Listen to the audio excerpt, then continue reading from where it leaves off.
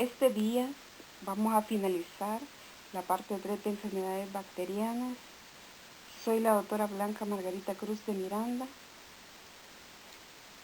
Recordarles siempre que en el capítulo de enfermedades infecciosas de su libro de texto, Patología de Robin, se encuentra el contenido de esta clase. En este tema vamos a desarrollar algunas enfermedades por gram negativos y dos principales enfermedades endémicas ácido resistentes como son la tuberculosis y la lepra.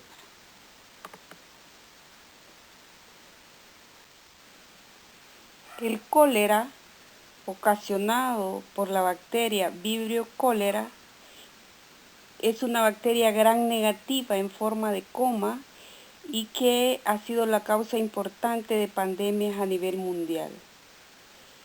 India y Bangladesh nunca han estado libres de cólera.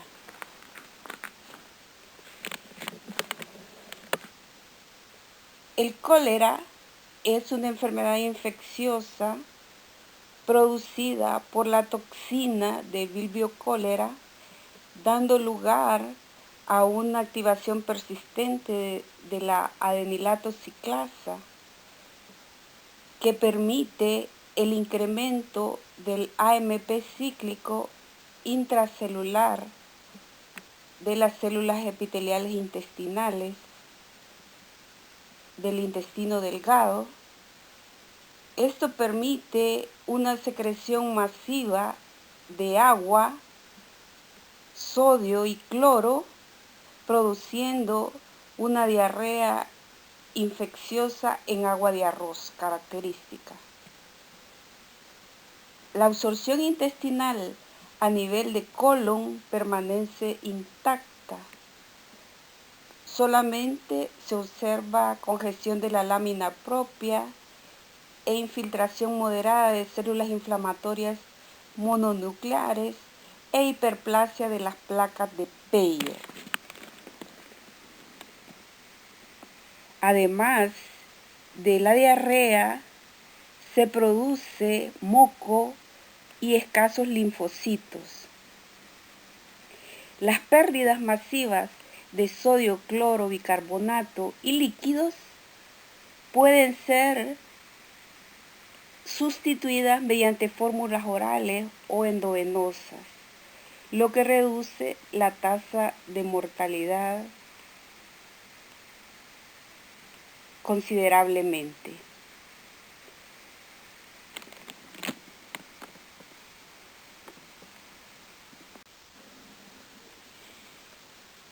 En esta diapositiva se puede observar la séptima pandemia y el regreso del cólera a Latinoamérica. Podemos ver que en 1991 se ven afectados más de 16 países en Latinoamérica, con más de 400.000 casos y cerca de 4.000 muertos, según la OMS.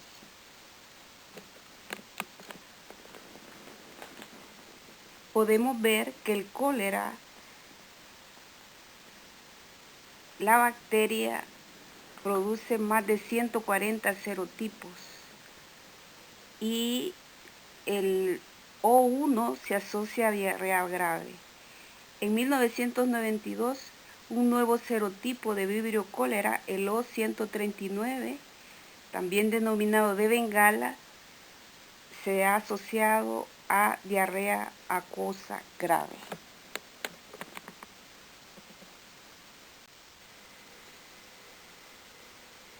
El Vibrio cholerae O1 y O139 son toxigénicos.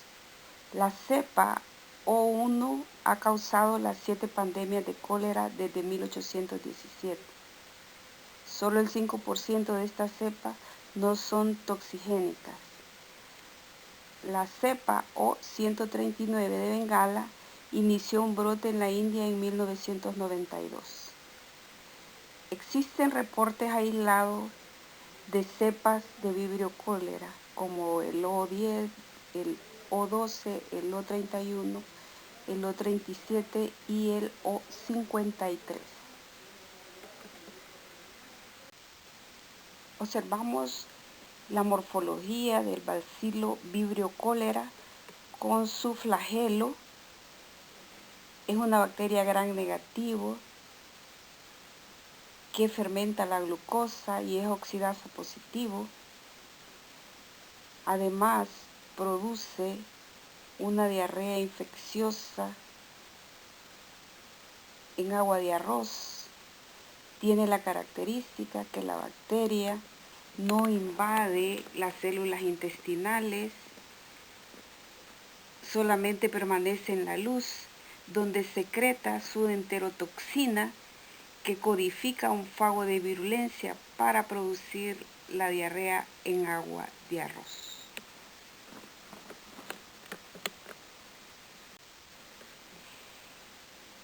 Aquí observamos la fisiopatología de la toxina del cólera, en la cual podemos ver que en la luz intestinal se une a través del flagelo a las células intestinales de esta bacteria y posteriormente activa la adenilato ciclasa que permite el incremento masivo de AMP cíclico citosólico, y esto favorece la salida de agua, cloro, sodio, bicarbonato, lo que permite la deshidratación del paciente con la formación de la diarrea en agua de arroz.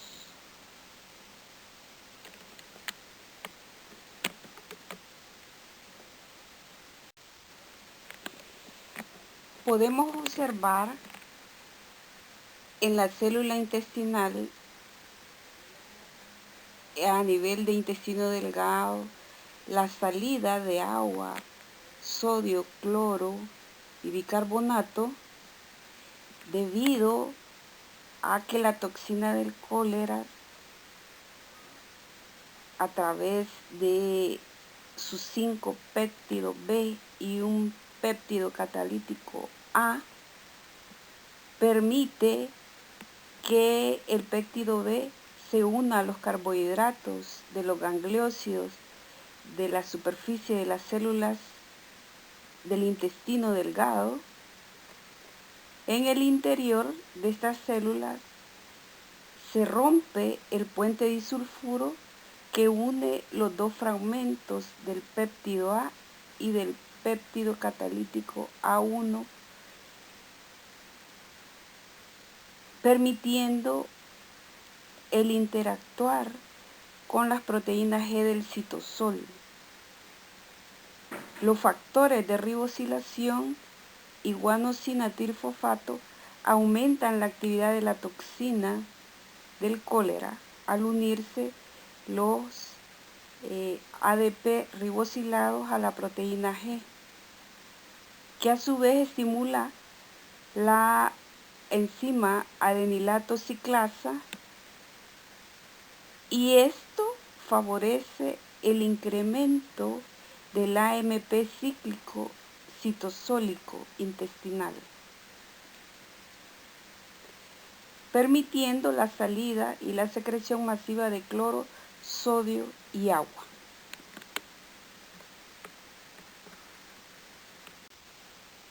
El cólera es una enfermedad diarreica infecciosa de tipo agudo por la ingesta de agua y alimentos contaminados con Vibrio cólera. Se observa a un niño gravemente enfermo a nivel abdominal. La turgencia de la piel no permite que regrese a su estado normal debido al grado de deshidratación. Podemos ver los ojos hundidos. Si es un niño de menor edad, la fontanela hundida, está soporoso y gravemente enfermo por el grado de deshidratación.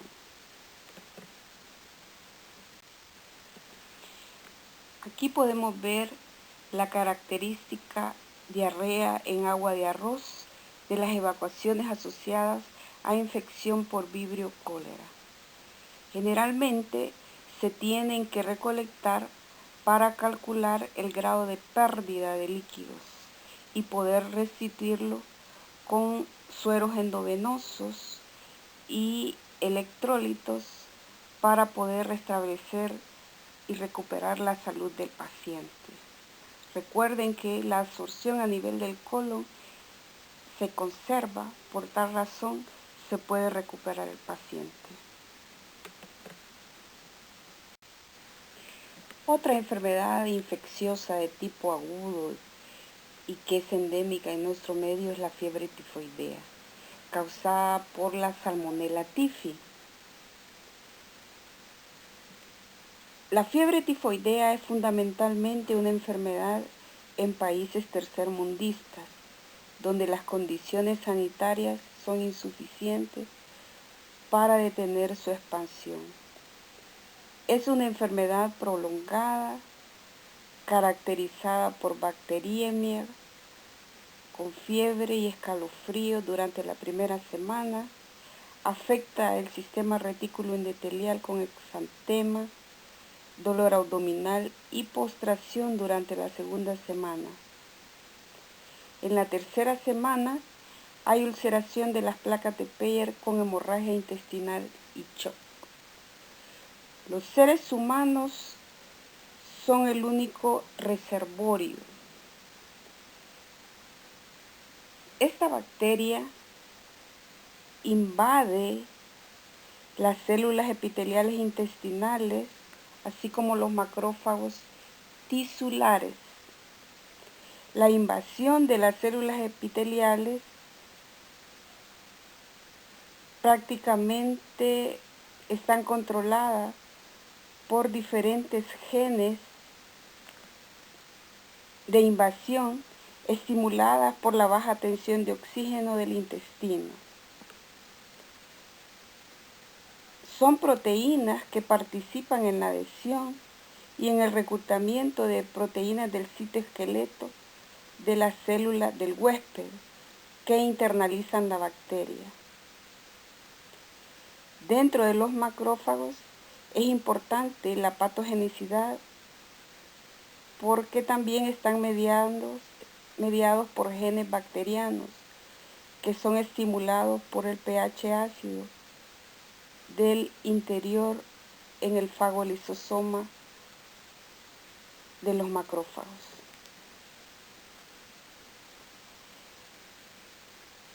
Podemos observar que la proliferación de los fagocitos con aumento del tamaño del tejido retículo endotelial y linfoide es característico. El vaso también puede estar aumentado de tamaño y blando con palidez de la pulpa roja. El parénquima hepático también puede mostrar focos dispersos de necrosis. Los hepatocitos pueden ser sustituidos por agregados de células mononucleares fagocíticas. Vemos que en todas las secreciones del paciente agudamente enfermo puede ser secretada la bacteria.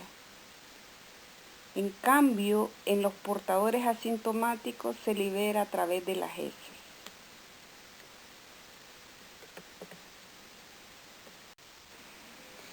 Aquí podemos observar el bacilo gram negativo de la Salmonella typhi.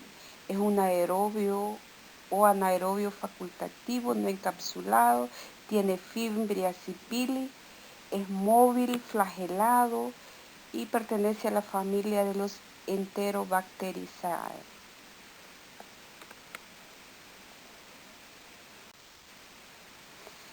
Aquí podemos observar la Salmonella typhi flagelada, causante de la fiebre tifoidea. El inóculo infectante es mayor de 1 por 10 a la 9. El periodo de incubación es de 7 a 14 días.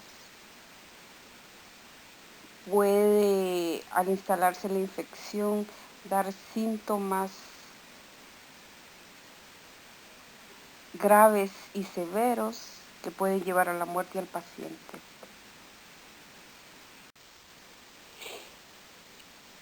En esta diapositiva podemos ver que la enfermedad infecciosa de la fiebre tifoidea causada por la Salmonella typhi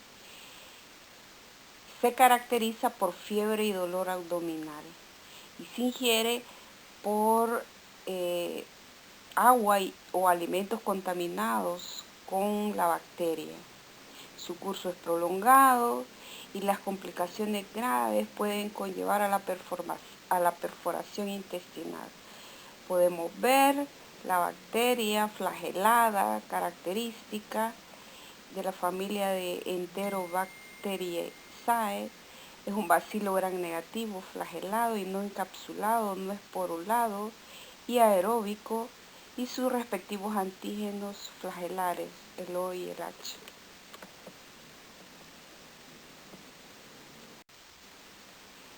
En esta diapositiva podemos observar que la fiebre tifoidea, como una enfermedad sistémica, se aloja en el tejido retículo endotelial a nivel del hilo terminal de las placas de Peyer y de todos los tejidos linfáticos regionales.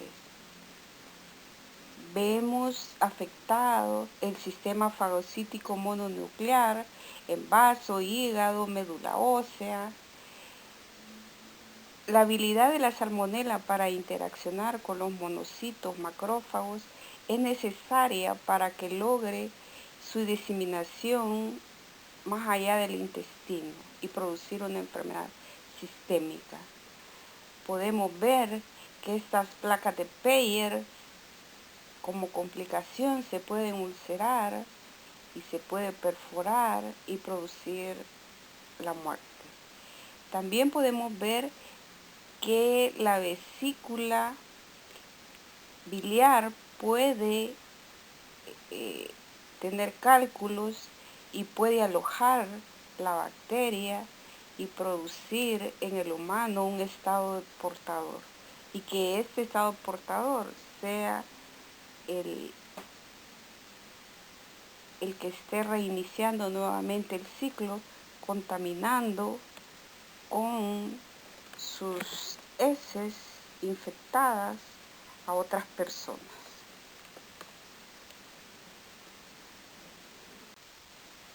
Podemos observar el tejido retículo endotelial y la acumulación de tejido linfoide en todas las regiones afectadas, las placas de Peyer, ganglios mesentéricos, vasos. Podemos ver el hígado con sus células de Kupffer, la infiltración inflamatoria, parenquimatosa, que puede llevar a necrosis o a hepatocitos en regeneración.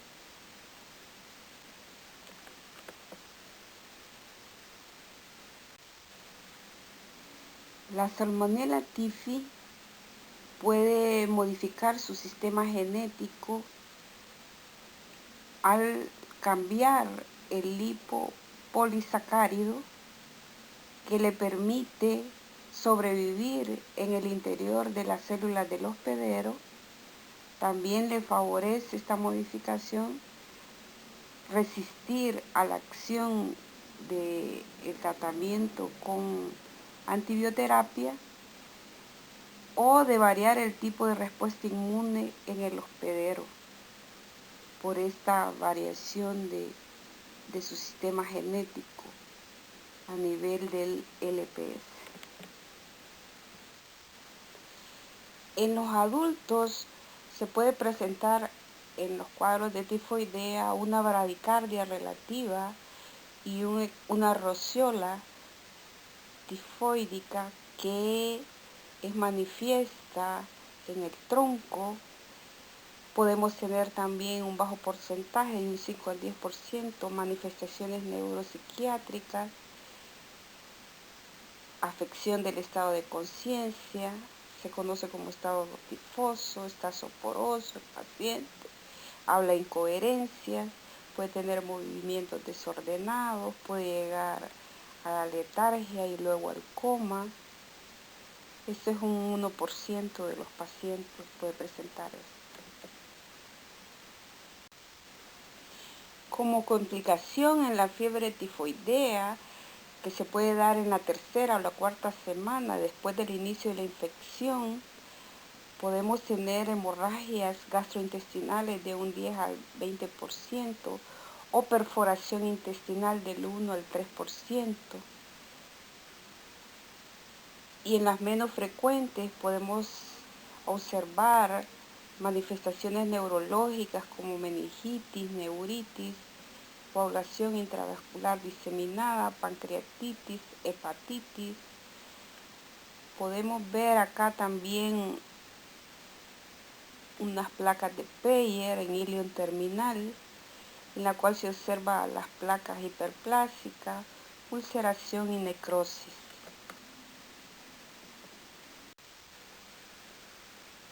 La fiebre tifoidea se caracteriza por una bacteriemia, fiebre y escalofríos y afectación con proliferación de los fagocitos en el sistema retículo endotelial y linfoide de todo el organismo. Las placas de Peyer del ilion terminal aparecen como elevaciones bien delimitadas en forma de plataforma, hasta de unos 8 centímetros de diámetro, con aumento de tamaño de sus ganglios linfáticos, mesentéricos, de drenaje. En la segunda semana, después del inicio de la infección, la mucosa que recubre el tejido linfoide tumefacto es eliminado y puede dar lugar a úlceras ovaladas con sus ejes mayores siguiendo la dirección del flujo intestinal.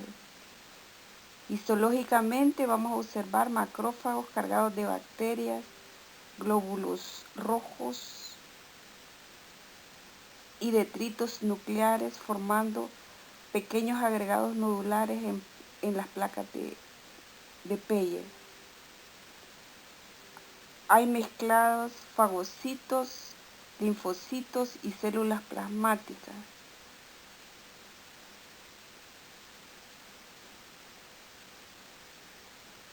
El vaso también puede estar aumentado de tamaño, blando y abollonado, con una palidez en su pulpa roja. El hígado muestra pequeños focos dispersos de necrosis parenquimatosas y pueden ser sustituidos por células mononucleares, estos hepatocitos. Esto se conoce como nódulo tifoideo.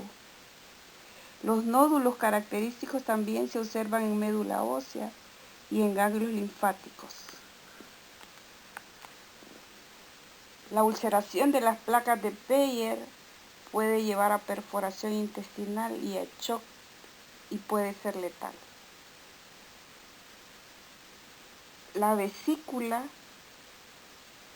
de un paciente infectado, si tiene cálculos dentro de su lumen, puede dar lugar a un estado de portador crónico.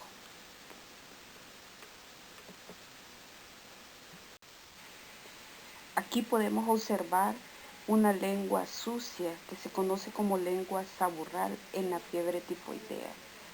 El paciente, aparte de su mal estado general, que se encuentra pálido, apático, decaído, con faringe congestionada, abdomen meteorizado, se oyen ruidos broncos y difusos en la fosa ilíaca derecha.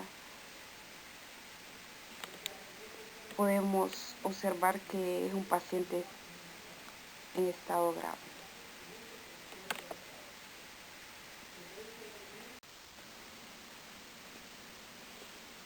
La Salmonella typhi sin tratamiento puede curar a la cuarta semana en un 90%. El ataque al estado general y la pérdida de peso y la sensación de debilidad puede estar presente.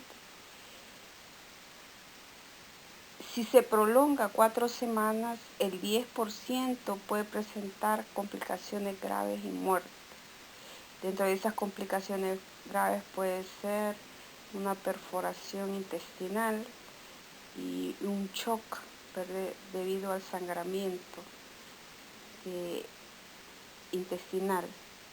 También podemos tener de un 1 o 4% el estado de portador, más que todo en pacientes que adolecen de cálculos en la vesícula biliar. Y lo que hace este portador asintomático es excreción de Salmonella typhi por las heces, que puede ser de 1 año o más. Y lo peligroso es que si es manipulador de alimentos puede ser una fuente de contaminación.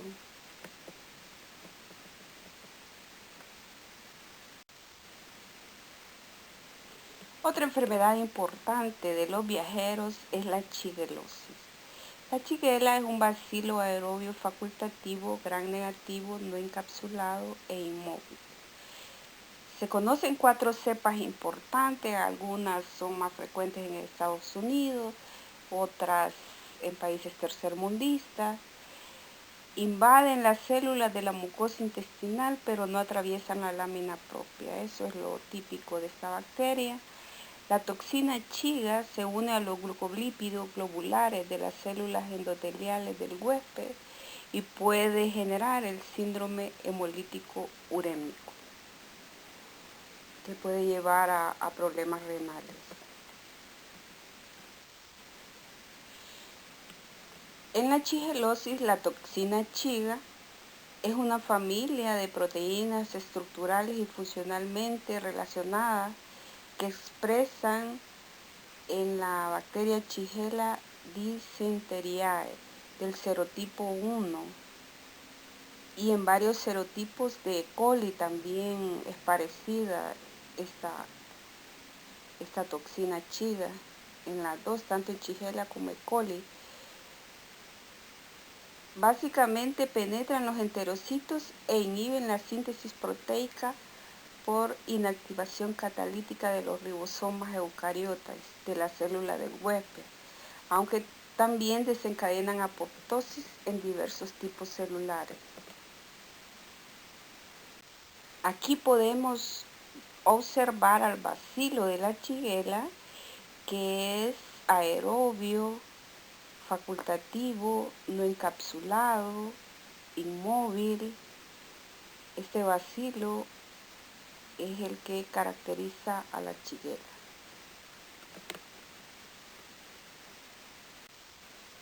En este cuadro podemos ver las especies de Shigella y sus subgrupos. La más común es la Flexneri,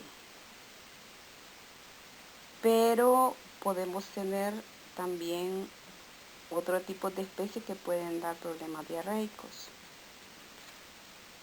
y que son específicos dentro de su sintomatología, porque producen heces sanguinolentas, como es la Shigella dysenteriae.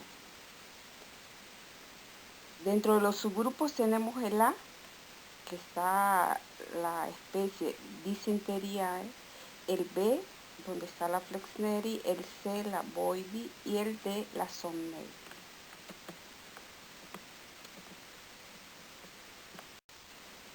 La shigellosis produce en el humano una diarrea con dolor abdominal y tenesmo y sangre, pus y moco. La mucosa del colon la vamos a observar hiperémica y muy edematosa. Hay aumento del tamaño de los folículos linfoides, formación de una pseudomembrana de aspecto gris amarillento sucio característica. Además, un infiltrado leucocitario de predominio mononuclear en la lámina propia. Otra patología importante en nuestro medio, más que todo por causar varias enfermedades, en lactantes es el Haemophilus influenza. Esta bacteria gram negativa es la principal causa de infecciones respiratorias inferiores y meningitis aguda en niños pequeños, más que todo en lactantes. Existen 6 serotipos de variedad encapsulada y el tipo B se asocia con una cápsula de polirribosa fosfato y es la más frecuente como causante de enfermedad invasora grave. La variedad encapsulada es la que está en menor proporción y las que no están encapsuladas son las que se encuentran en una mayor proporción a las encapsuladas. La variedad no encapsulada da lugar a otitis media, sinusitis y bronconeumonía. En cambio, las variedades capsuladas dan una forma más grave de enfermedad. Esta bacteria se adhiere al epitelio respiratorio por pilis, como toda bacteria gram negativa. Secreta una proteasa que degrada la inmunoglobulina A y un factor que desorganiza el movimiento ciliar. El Haemophilus influenza,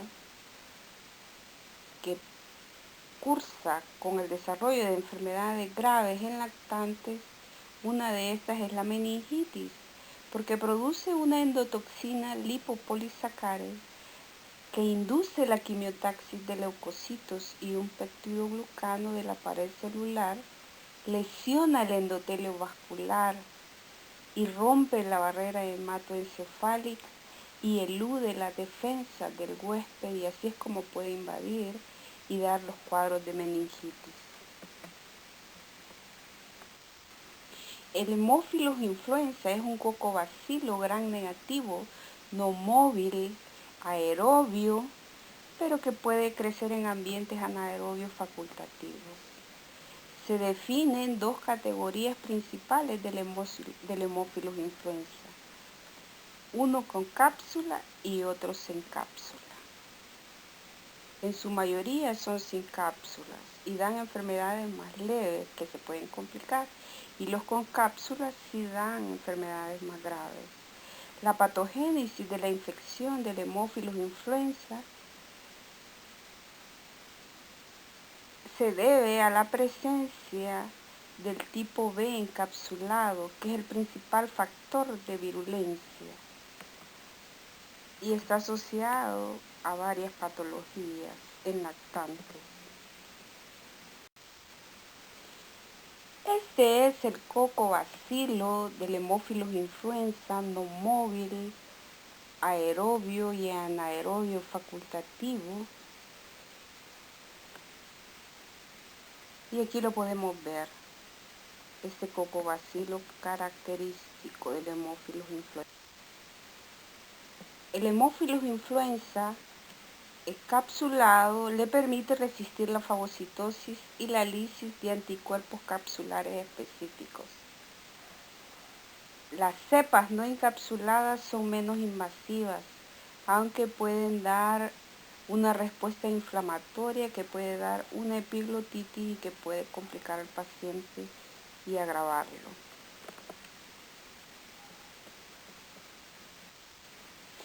Las especies de Haemophilus influenza se clasifican según las características de su cápsula. Los encapsulados son 6 grupos de la A a la F y la cápsula tipo B es la más correlacionada con la virulencia de la bacteria y está asociada a enfermedades graves. Las enfermedades causadas por el Haemophilus influenza parece afectar solo a humanos. En los niños, el Haemophilus influenza tipo B puede dar bacteriemia, meningitis bacteriana, neumonía, empiema, epiglotitis, celulitis y artritis séptica. Las cepas de Haemophilus influenza sin cápsula pueden causar bronquitis crónica, sinusitis, otitis media y conjuntivitis, que son enfermedades menos graves, media vez no se compliquen. Aquí tenemos un pacientito con afectación del oído medio por Haemophilus influenza. Hay que observar que el conducto está edematoso y eritematoso, al igual que el pabellón auricular.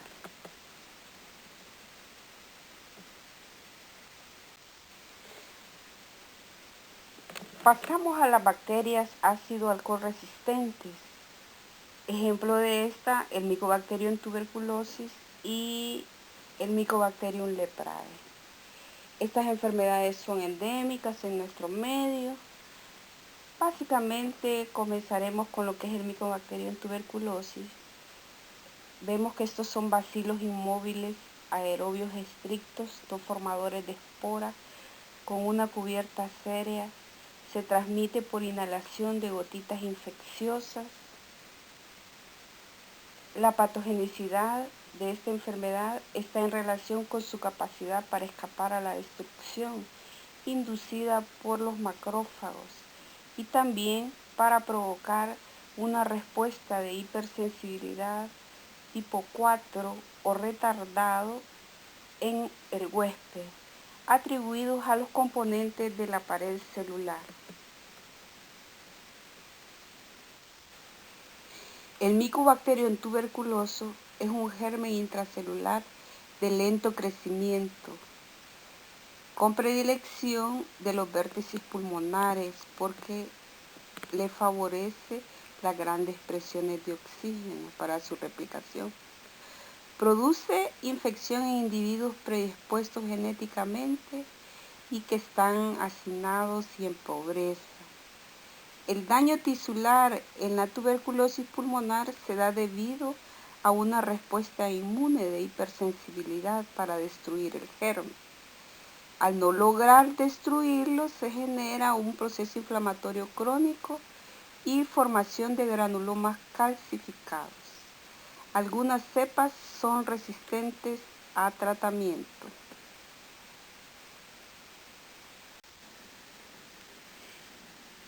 En la tuberculosis, el principal órgano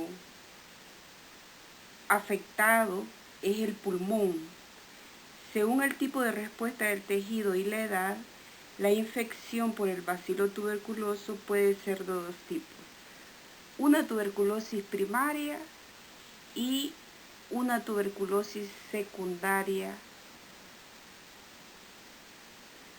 La tuberculosis primaria, la infección, el individuo no ha sido infectado o inmunizado previamente.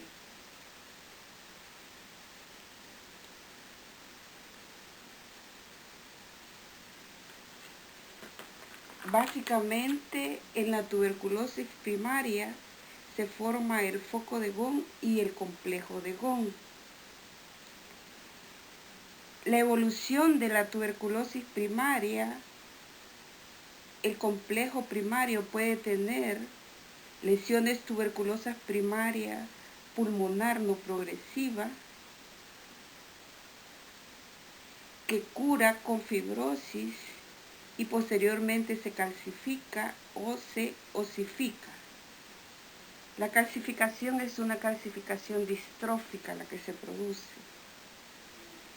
En algunos casos, el foco primario pulmonar continúa creciendo y el material gaseoso se disemina a través de un bronquio hasta otras partes del pulmón o al pulmón contralateral. Esto se denomina tuberculosis primaria progresiva.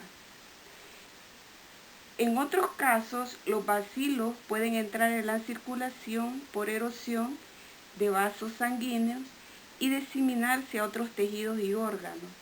En este caso, se denomina tuberculosis miliar progresiva. Las lesiones miliares, porque son diminutas, son pequeñitas, de milímetros, pueden lesionar hígado, vasos, riñones y médula ósea. Y en otras circunstancias, en pacientes con baja resistencia y alta sensibilidad, las lesiones curadas de tuberculosis primaria pueden reactivarse. Los bacilos que quedan latentes en el material gaseoso celular se activan y producen una tuberculosis secundaria progresiva y es frecuente en niños. También puede verse en adultos. En la tuberculosis secundaria, la infección de un individuo previamente infectado o sensibilizado se denomina tuberculosis secundaria. Postprimaria, de reinfección o crónica. Básicamente, esta se puede adquirir de forma endógena o de forma exógena.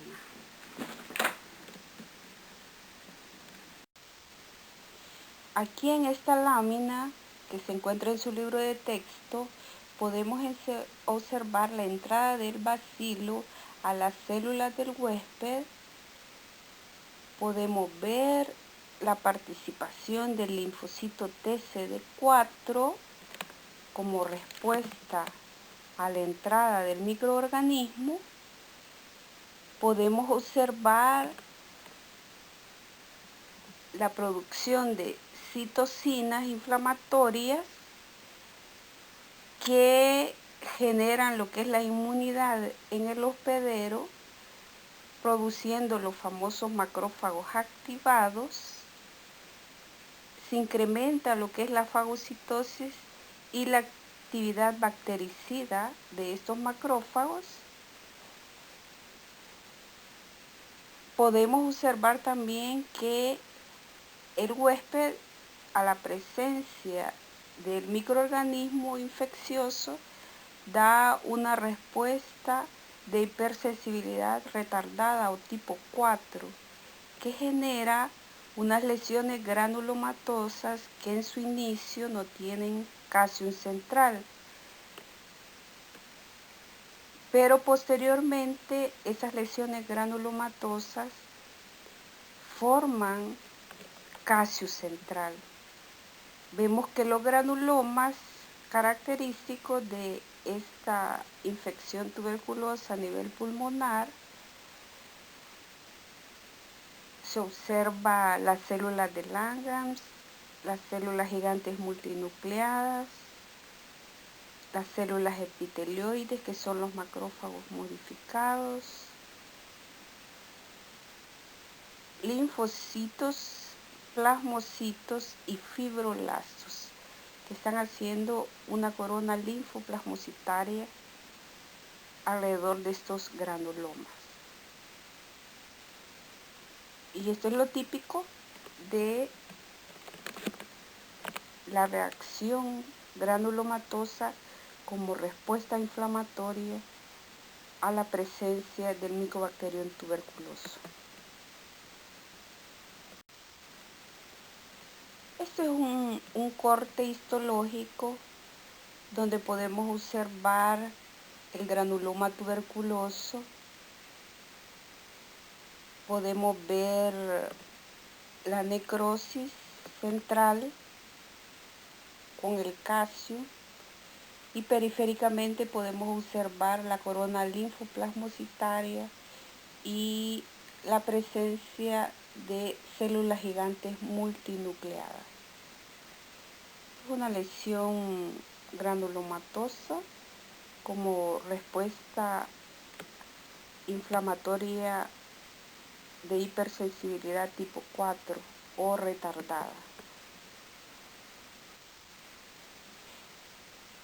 La tuberculosis tiene varios factores de virulencia. Dentro de esto, el factor corodonal, que es un glucolípido de superficie que induce la aparición de los granulomas gaseosos característicos. También tiene el lipoarabinomanano, el factor LAN, que es un heteropolisacárido que inhibe la activación de los macrófagos a través del interferón gamma. También hace que los macrófagos secreten factor de necrosis tumoral alfa, que se asocia con el proceso febril de la tuberculosis, a la pérdida de peso y también a las lesiones tisulares generadas por la presencia del microorganismo. La tuberculosis, 3 semanas después de la infección, se organiza una respuesta de linfocitos Th1 contra la bacteria. Los linfocitos Th1 maduros en los ganglios linfáticos y en el pulmón producen el interferón gamma. Esto hace que los macrófagos se transformen en competentes para la destrucción del microorganismo dentro de la célula del huésped. Esto más que todo se da en una tuberculosis primaria.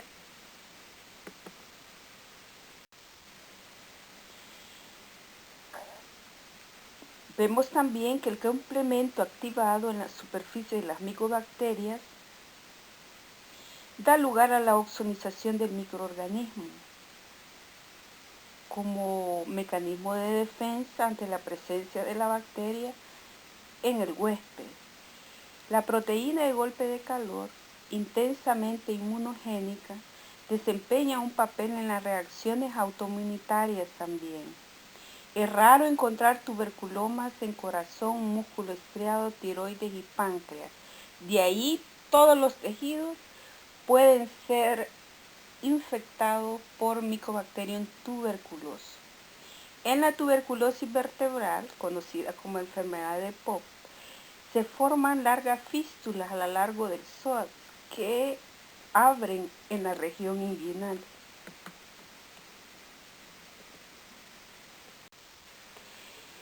La evolución de la infección tuberculosa, al llegar el bacilo tuberculoso al macrófago, puede sufrir 3 vías. Una, que cure sin desarrollo de infección. Otra, que el desarrollo de la inmunidad celular e hipersensibilidad retardada tipo 4 controle la infección en un 90%, o que progrese la enfermedad, ya sea de forma precoz o tardía, en un 10%. Y la última vía puede ser que haya una progresión local y diseminación del bacilo tuberculoso, que sería una tuberculosis primaria progresiva la que se va a desarrollar.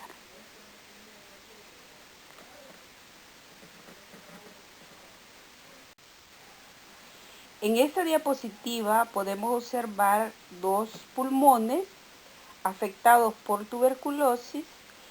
Los bacilos inhalados se implantan en los espacios aéreos distales de la parte inferior del lóbulo superior o de la parte superior del lóbulo inferior, habitualmente junto a la pleura o cercano a la pleura. Este lugar de implantación sufre un proceso inflamatorio que se conoce como foco de Gone, que se observa de una coloración gris-blanca. El foco de Gone es la lesión parenquimatosa en esta zona. En la mayoría de los casos, el centro de este foco de Gone sufre necrosis gaseosa en la TB primaria. En la tuberculosis primaria, también los bacilos tuberculosos están libres o dentro de los fagocitos y drenan a los ganglios regionales a través de los conductos linfáticos y se caseifican a nivel de estos ganglios regionales.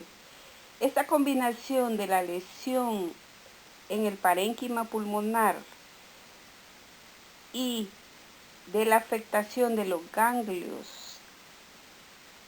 ipsilaterales iliares se denomina complejo de Ghon.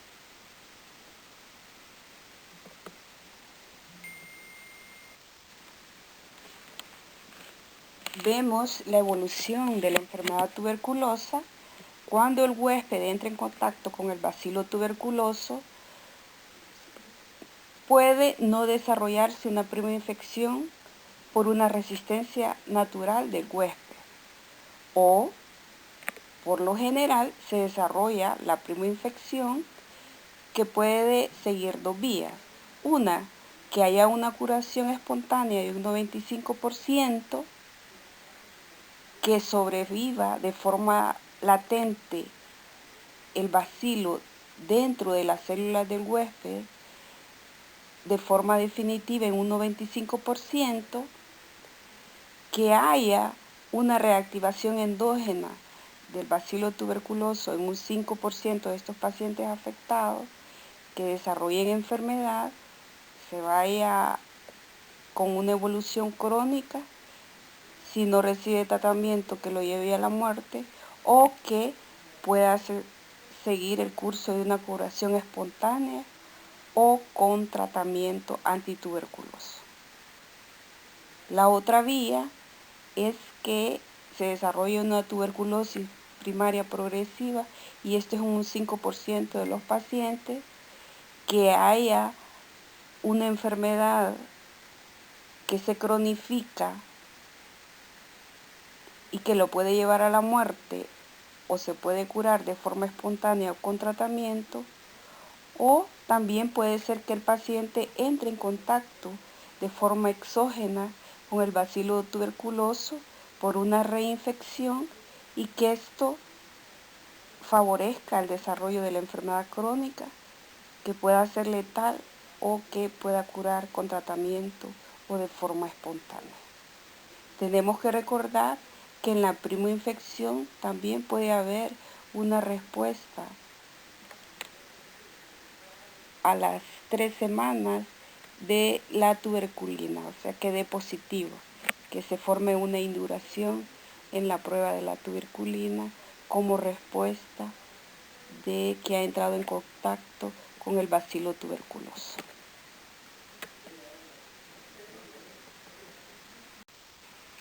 En esta diapositiva se ve la enfermedad de Pox, que no es más que la presencia de Mycobacterium tuberculoso a nivel vertebral. Aquí podemos ver los cuerpos vertebrales afectados por tuberculosis.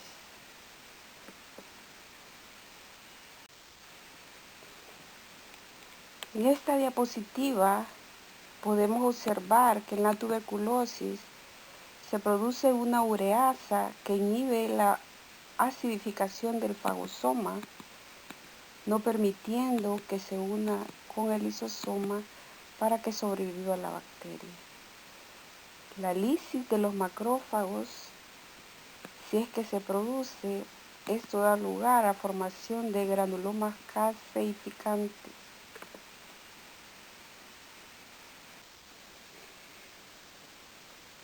Otra enfermedad importante, ácido resistente, es el causado por el Mycobacterium leprae.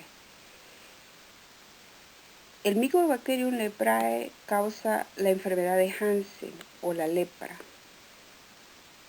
Esta enfermedad se conoce desde tiempos bíblicos. Es una enfermedad causada por un microorganismo intracelular obligado, ácido resistente, de crecimiento lento.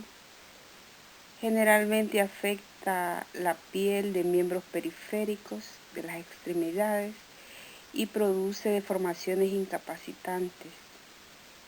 Se transmite a través de las gotitas de aerosoles infectadas.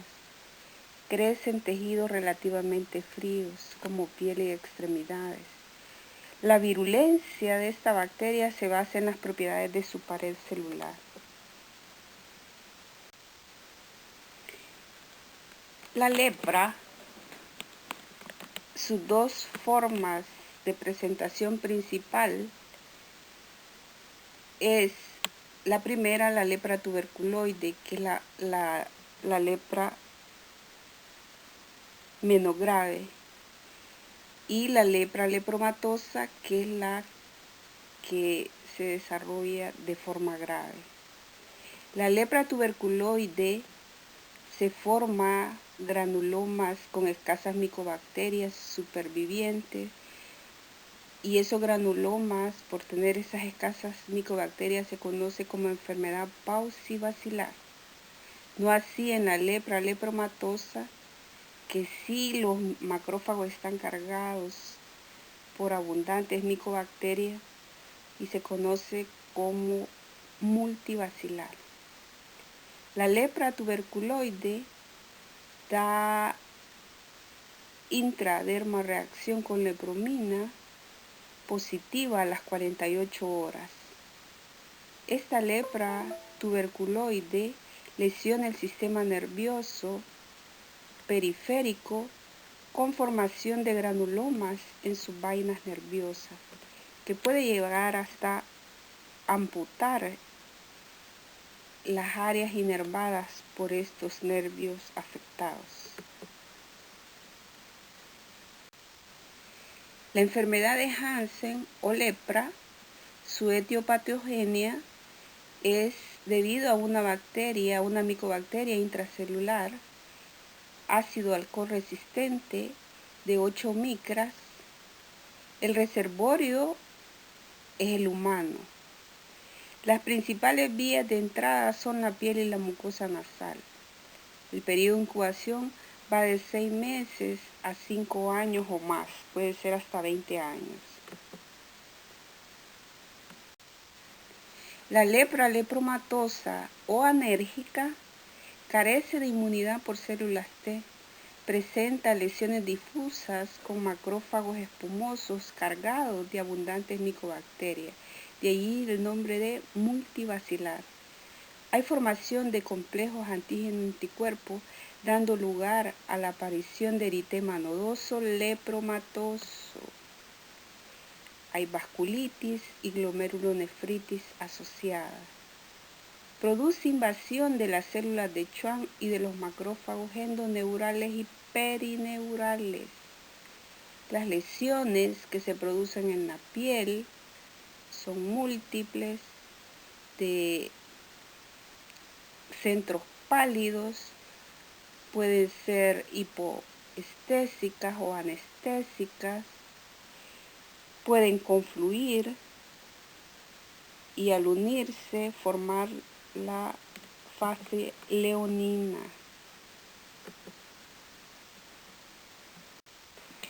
La lepra lepromatosa es la forma grave de presentación bipolar de la lepra. Los pacientes son más contagiosos, se afectan la piel, los nervios periféricos, la cámara anterior del ojo, las vías respiratorias superiores, los testículos, las manos y pies. Las lesiones que se forman son maculopapulosas nodulares en la cara, pabellones auriculares, muñecas, codos y rodillas. Estas lesiones presentan hipoestesia o anestesia y los centros pálidos. En los ganglios linfáticos se observan histocitos espumosos en las zonas paracorticales. Por eso es que se conoce como enfermedad multibacilar. Esta es un corte histológico de lepra lepromatosa. Las lesiones tienen agregados de macrófagos cargados de lípidos. Son las famosas células de la lepra. Están llenos de masas de bacilos leprosos. Aquí podemos observarlo en la diapositiva de su lado derecho. En esta fotografía podemos ver una mujer afectada por lepra. Vemos los múltiples nódulos que coalescen a algunos y que han afectado el tabique nasal, dando la nariz encía de embuntar característica por la lepra. También la sífilis puede dar esto. Vean los centros pálidos de las lesiones nodulares.